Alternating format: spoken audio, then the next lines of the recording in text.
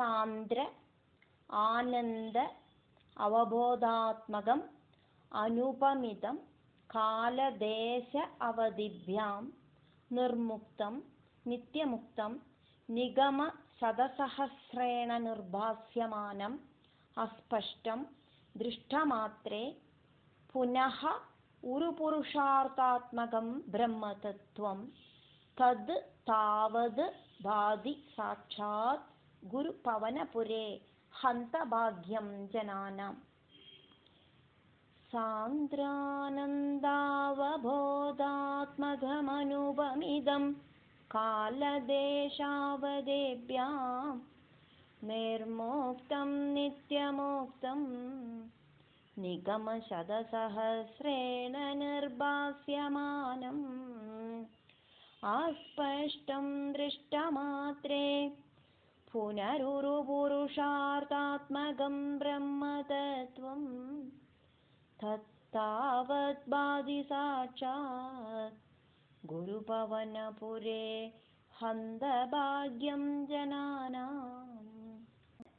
एवं दुर्लभ्यवस्तूनि अपि सुलभतया हस्तलब्धे यद् अन्यद् तन्वा वाचा धिया वा भजति बद जनः क्षुद्रता एव स्फुटेयम् एते तावद् वयं तु स्थिरतरमनसा विश्वपीडावहत्यै निःशेषात्मानमेनं गुरुपवनपुराधीशम् एव आश्रयामः। एवं दुर्लभ्यवस्तून्यपि सुलभतया हस्तलब्धे यदन्यत् तन्वा वाचा धिया वा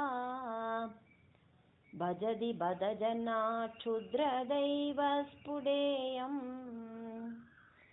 एते तावत् वयं तु स्थिरतरमनसा विश्वपीडावहत्यै निःशेषात्मानमेनं गुरुपवनपुराधीशमेवाश्रयामः। सत्वं यद् तद् पराभ्याम् अपरिकलनतः निर्मलं तेन तावद् भूतैः भूतेन्द्रियैः ते वपुः इति बहुशः श्रूयते व्यासवाक्यम्। तद् स्वच्छत्वाद् यद् आच्छादितपरसुखचित् गर्भनिर्भासरूपं तस्मिन् धन्याः रमन्ते श्रुतिमतिमधुरे सुग्रहे विग्रहे ते।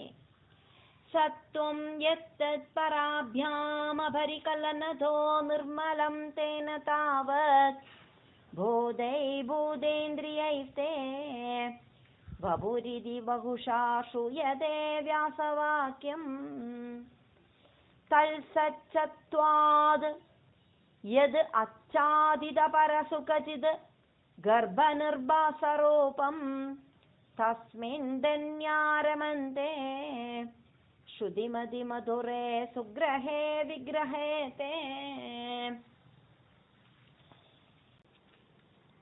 निष्कम्पे नित्यपूर्णे निरवधि परमानन्दपीयूषरूपे निर्लीन अनेक मुक्तावलि सुभगतमे निर्मल ब्रह्मसिन्धौ कल्लोलोल्लासतुल्यं गलु विमलतरं सत्वम् आहुः तदात्मा कस्माद् नो निष्कलः त्वं सकलः इति वचः त्वत्कलासु एव भूमन्।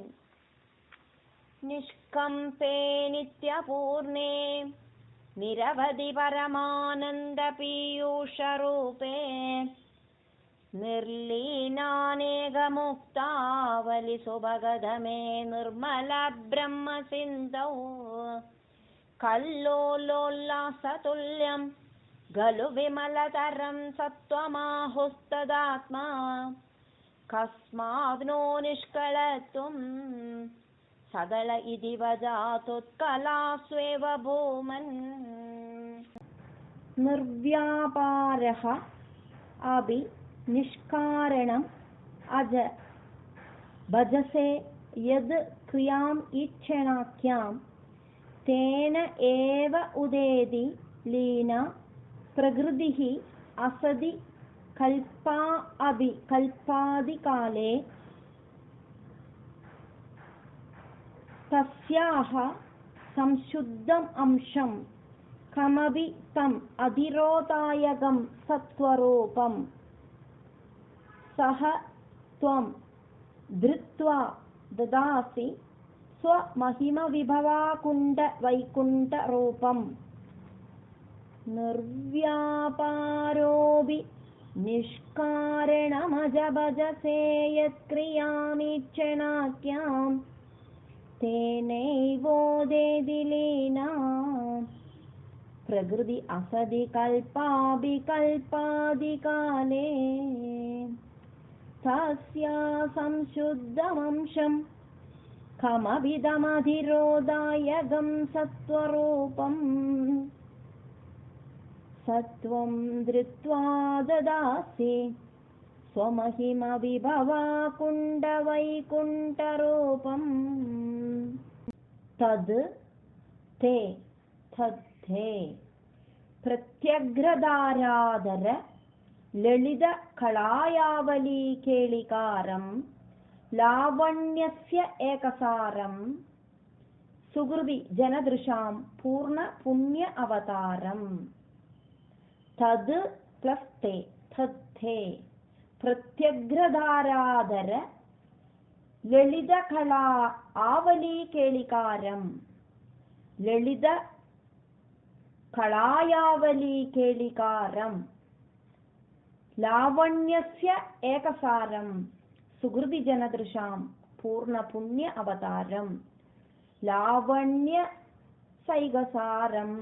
सुहृदिजनदृशां पूर्णपुण्यावतारं लक्ष्मी निःशङ्कलीला निलयनम् अमृत स्यन्दसन्दोहम् अन्तः सिञ्चद् सञ्चिन्तकानां वपुः अनुकलये मारुदागारनाथा तद्धे प्रत्यग्रधारा धरललितकलायावलीकेलिकारं लावण्यसैगसारं सुहृदिजनदृशां पूर्णपुण्यावतारं लक्ष्मीनिःशङ्कलीला निलयनममृतस्यन्दसन्दोहमन्त सिञ्जसञ्चिन्तकानां वपुरनुकलये मारुदागारनाथा कष्टा ते सृष्टिचेष्टा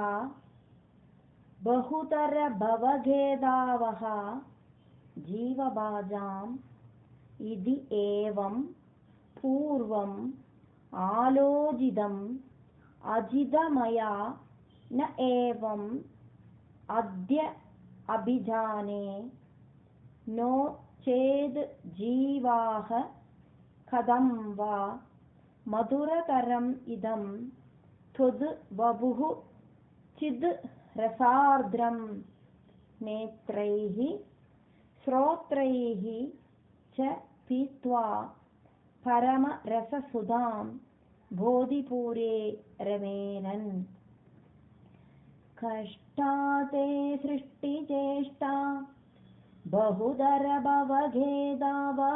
जीवभाजाम् इत्येवं पूर्वमालोचितमजितमया नैवमद्याभिजाने नो चेज्जीवा कथं वा मधुरतरमिदं त्वद्वपुश्चिद्रसार्द्रम् नेत्रैः श्रोत्रैश्च पीत्वा परमरससुधां बोधिपूरे रमेरन् नम्राणां सन्निधल्से सततमपि पुरस्तैरनभ्यर्थितानभ्यर्थान् कामानजस्रं विदरसि परमानन्दसान्द्रां गतिं च इत्थं निःशेषलभ्यो निरवधिकफलपारिजातो हरे त्वं क्षुद्रं तं चक्रवाणी ध्रुममभिलषति व्यर्थमर्थे व्रजोऽयम्। नम्राणां सन्निधल्से सततमपि पुरः तैः अनभ्यर्थितान् अपि अर्थान् कामान् अजस्रं विदरसि परमानन्दसान्द्रां गतिं च इत्थं निःशेषलभ्यः निरवधिकफलः पारिजातः हरे त्वं क्षुद्रं तं चक्रवाणीद्रुमम् अभिलषति व्यर्थम् अर्थिव्रजः अयम्। कारुण्यात् काममन्यं ददति खलु परे स्वात्मदस्त्वं विशेषादैश्वर्यादिशदेन्ये जगति परजने स्वात्मनोऽपीश्वरस्त्वं त्वय्युच्चैरारमन्दे प्रतिपदमधुरे चेतना स्फीतभाग्यास्त्वं चात्मा राम एवेत्यतुल गुणगणाधार शौरे नमस्ते। कारुण्यात् कामम् अन्यं ददति खलु परे स्वात्मतः त्वं विशेषाद् ऐश्वर्याद् ईशदे अन्ये जगति परजने स्वात्मनः अपि ईश्वरः त्वं त्वयि उच्चैः आरमन्ति प्रतिपदमधुरे चेतनाः स्फीतभाग्याः त्वं च आत्मा रामः एव इति अतुलगुणगणाधार शौरे नमः ते। ऐश्वर्यं शङ्करादीश्वरविनियमनं विश्वतेजोहराणां तेजसंहारिवीर्यं विमलमभियशो निःस्पृहैश्चोभगीतम् अङ्गासङ्गा सदा श्रीरखिलविदसिन क्वाभिदे सङ्गवार्ता तत्त्वादागारवासीन् मुरहर भगवश्शब्दमुख्याश्रयोऽसि। ऐश्वर्यं शङ्कर आदि ईश्वर विनियमनं शङ्करादीश्वर विनियमनं विश्वतेजोहराणां तेजसंहारिवीर्यं विमलमभियशः निःस्पृहैः च उपगीतम् अंका संका सदाश्रीः अखिलविद् असि न क्व अभि ते संकवार्ता तद् वादा गारवासिन् मुरहर भगवद् शब्दमुख्य आश्रयः असि।